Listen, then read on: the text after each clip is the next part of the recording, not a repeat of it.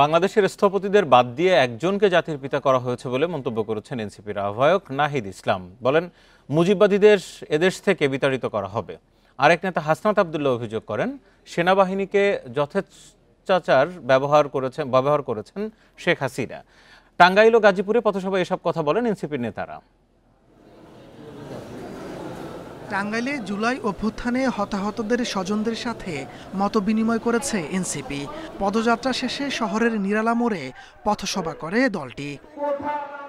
এ সময় এনসিপির আহ্বায়ক নাহিদ ইসলাম মন্তব্য করেন, মাওলানা ভাসানী না থাকলে শেখ মুজিব তৈরি হতো না। বাংলাদেশে শুধু একজন নয়, কয়েকজন জাতির পিতা রয়েছেন। শেরেবাংলা ফজলুল হক, মাওলানা ভাসানীর মতো মহান রাজনৈতিক পুরুষ যারা এই বাংলাদেশের স্থপতি, তাদেরকে দিয়ে এই বাংলাদেশের জাতির পিতা শুধু একজন ব্যক্তিকে ঘোষণা করা হয়েছে, একজন ব্যক্তিকে পূজা করা হয়েছে গত 54 বছর ধরে।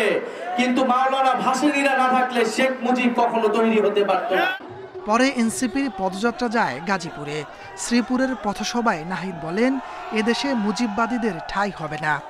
বাংলাদেশের 64টি জেলায় আমরা গিয়েছি, যাব এবং আমরা ঘোষণা করেছি বাংলাদেশের প্রত্যেকটি ইঞ্চি মাটি থেকে আমরা মুজিববাদীদের বিতাড়িত করব।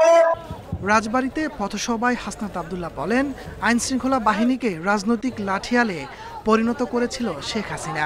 পুলিশকে কেউ যাতে রাজনৈতিকভাবে ব্যবহার না করতে পারে, সেজন্য প্রয়োজন সংস্কার।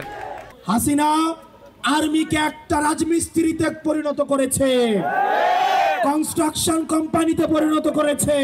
এনসিপি যদি সুযোগ পায়, আমরা অবশ্যই বাংলাদেশে প্রতিরক্ষা ব্যবস্থায় আমরা অবশ্যই সমৃদ্ধ হব। বুধবার নরসিংদী ও সাভারে পদযাত্রা করবে এনসিপি। তাপস সরকার, ইন্ডিপেন্ডেন্ট নিউজ।